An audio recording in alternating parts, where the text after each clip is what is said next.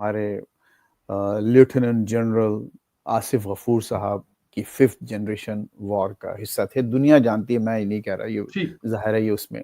اور وہ تمام جو پرولیجز، جو مراد جو انہوں نے اس وقت آفر کی ہوئی تھی، یہ ان سب کے بینیفیشریز رہ چکے ہیں. تو اب ظاہر ہے ایک ذاتی غصہ ہے ان لوگوں کو، اب اس معاملے سے پورا کٹ چکے ہیں. احمد دناری غالباً ایک تھوڑا سا ان کا ایک ڈفرینٹ بیک گراؤنڈ ہے، لیکن دیکھیے میں اگین مسئلہ سارا یہ ہے، آپ بھی خود ویسٹ میں رہتے ہیں، نیدرلینڈز بھی بہت ایکسپینسو جگہ ہے. یہاں رہنا، یہاں آ کر میں تو چونکہ لٹرلی مطلب ایک لڑکپن میں یہاں آیا تھا، تو تمام مراحل سے گزر کر، پڑھ کر، لکھ کر، تمام جو چھوٹے موٹے جابس کر کے، اپنا کاروبار وغیرہ جابس وغیرہ کر کے پھر جا کے ایک جگہ سیٹل ہوئے نا. یہاں آ کر رہنا اتنا آسان نہیں ہے، اسپیشلی اس مہنگائی کے دور میں. تو اس وقت جو ان لوگوں کی جو دوڑیں لگی ہوئی ہیں، اب یہ سمجھ یہ بیچ رہے ہیں، یہ جو باتیں جو آپ جو بتا رہے ہیں نا یہ اسٹیٹ کے بارے میں، لوگوں کو صرف امبیرس کرو، یعنی ایسی باتیں جن کی کوئی حیثیت ہے ہی نہیں، نہ جرنلزم میں کوئی حیثیت ہے اور نہ دنیاوی معاملات میں، نہ سیاسی معاملات میں کوئی حیثیت ہے. مجھے نہیں لگتا کہ مطلب آپ ایک جو اسٹوریاں آپ اس وقت کر رہے ہوں اس سے کسی بھی بہتری کی، یا کسی ایون کوئی کسی صحافتی ادارے کو اس پہ واہ آپ نے بڑا تیر مار دیا کہ اتنی بڑی آپ نے کوئی اسٹوری کر دی. صرف لوگوں کو امبیرس کرو، امبیرس کر کے آپ اس کے بعد پھر یہاں سے ظاہر ہے کہ فنڈز وغیرہ لیے جاتے ہیں، لوگوں سے کہا جاتا ہے کہ بھئی آپ ہم کو فنڈز دیں. تو یہ ساری باتیں ہیں جس پر میں بہت زیادہ ڈیٹیلز میں نہیں جانا چاہتا، لیکن at the end of the day یہ صرف اور صرف جو ہے ذاتی مفادات کی جنگ ہے. یہ لوگ صرف یہ چاہتے ہیں کہ کس طرح سے جب یہ آئے ہیں یہاں سب کچھ چھوڑ کر، تو یہاں پر کچھ اپنی ایک فائنینشیل کوئی اس طرح سے فوٹنگ کر لیں گے، کم از کم ان کا گزارا ہو جائے. صرف گزارے والی بات ہے یہ، اور اس کے لیے لوگ جو ہے نا انہوں نے اتنی ساری، اور یہی مجھے بہت بڑا اختلاف ہے کہ آپ جب دوسری طرف بیٹھے تھے تو آپ سب کچھ کرنے کو تیار تھے، اور وہ لوگ جو آپ کے جو خلاف تھے آپ ان کو انہی القابات سے نوازا کرتے تھے. اب آپ بالکل ایک جو ہے نا آپ نے 180 کا ایک ٹرن لے کر، اور آپ اتنی مطلب دیدہ دلیری کے ساتھ وہی باتیں آپ کر رہے ہیں اور لوگوں کو سمجھتے ہیں کہ وہ بیوقوف ہیں. ایسا نہیں ہے، ایسی بات نہیں ہے، لیکن یہ کہ جو at the end of the day it's all about ذاتی مفادات. چاہے یہ جو پھوٹ پڑی ہے تحریک انصاف کی امریکہ میں، وہ بھی ایک ذاتی مفادات کی جنگ ہے. ہر کوئی جو ہے وہ اپنا، وہ ہمارے پاس پنجابی میں کہتے ہیں نا لچ تلنا، ہاں ہم اس کو کراچی والے سے تھوڑا سا لچ کو لوز کر دیتے ہیں. لیکن یہ کہ مطلب بیسیکلی لچ چلنا، آپ جو نا اپنے ایک موقع سے فائدہ اٹھا لینا، اپنے آپ کو تھوڑا سا، بلکہ اب آپس میں ہی ایک دوسرے کو یہ لوگ وہ ایک دوسرے کی پول کھول رہے ہیں. وہی لوگ جو آپس میں مل کے جو سب پیچھے پڑے ہوئے تھے، اب وہی ایک دوسرے کے بارے میں باتیں کر رہے ہیں کہ نہیں جی انہوں نے تو یہ بھی کچھ نہیں کیا، ایسا کچھ نہیں کیا، یہ وہ ایسے ہیں، یہ ویسے ہیں. آپ خود سن لیں، آپ دیکھ کے سوشل میڈیا میں. اب مجھے اور آپ کو سب کچھ کہنے کی ضرورت نہیں ہے. اب آپس میں ہی ان لوگوں کی ساری باتیں زبان زد عام ہے بیسیکلی. ٹھیک ہے، بالکل ایسی اس میں کوئی شک نہیں. آخری دوست ہے، ایک تو یہ فرمائیے کہ یہ نوبل انعام ہے، یہ کن لوگوں کو ملتا ہے اور اس کو کیسے اپلائی کرنا پڑتا ہے، اور اس کا کیا مطلب کہ آپ کے نزدیک، بلکہ آج جو ہم نے ان کے اخبار میں پڑھا ہے وہ تو کافی سخت پڑھا ہے کہ یہ مذاق اڑایا گیا ہے نوبل انعام کا، یہ جو عمران خان صاحب اور سیاستدان. تو کیا پاکستان تحریک انصاف نے جو کیا ہے کہ اس کو کوئی آفیشل تھا ایسا کچھ، یا کسی جس طرح یہ اکثر کرتے ہیں ویسے ہی کر دیا انہوں نے؟ دیکھیے ایسی بالکل ظاہر ہے، ایک ہوتا یہ ہے کہ شوشے چھوڑے جاتے ہیں اور لوگوں کو موقع مل جاتا ہے بات کرنے کا، اور پھر بیچارے جو ہمارے جو لوگ ہیں، جو سادہ فہم لوگ ہیں، سادہ لوہ لوگ ہیں، وہ سمجھتے ہیں کہ جی بہت بڑا کوئی کام ہو رہا ہے. تو پہلی بات جیسے آکسفورڈ یونیورسٹی والا بھی ہوا تھا، وہ بھی ایسی ہوا. تو مطلب ہر دفعہ شوشہ چھوڑا جائے. اب مثال کے طور پہ دیکھیے، اب یہاں سے 2-3 کانگریس مین جا رہے ہیں پاکستان، اور یہ کوئی پہلی دفعہ نہیں ہوا. ہزاروں ڈیلیگیشنز، لٹرلی ہزاروں ڈیلیگیشنز اب تک جا چکے ہیں پاکستان. ہر تھوڑے دنوں میں یہاں پر ایک کانگریس کا ایک طریقہ کار ہے، وہ کہلاتا ہے کوڈیل. تو کوڈیل کے ذریعے باقاعدہ وہ کانگریس کے کچھ لوگ جو ہیں وہ جا کے مختلف ملکوں میں ان کو بھیجا جاتا ہے، وہ کرتے ہیں، دیکھتے ہیں.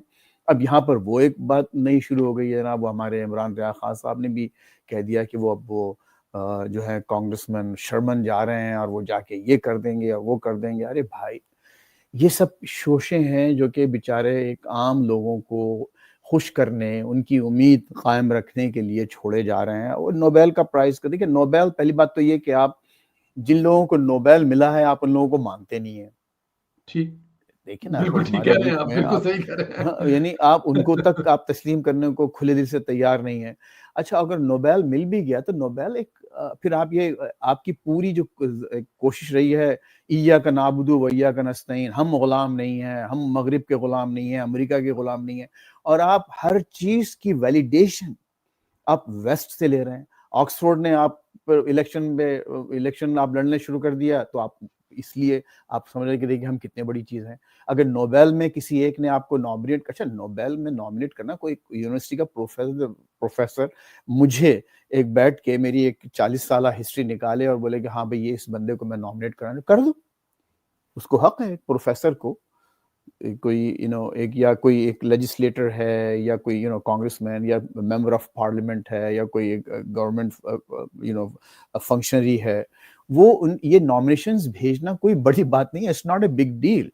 میں آپ کو نامنیٹ کروا سکتا ہوں یا اپنے کسی دوست کوئی اچھے پروفیسر سے کہ بھئی آپ میرے سندلہ صاحب جو ہے ایمسٹرڈیم میں بیٹھ کے ایک بہت اہم کام کر رہے ہیں, لیجئے نامنیشن ہو گئی.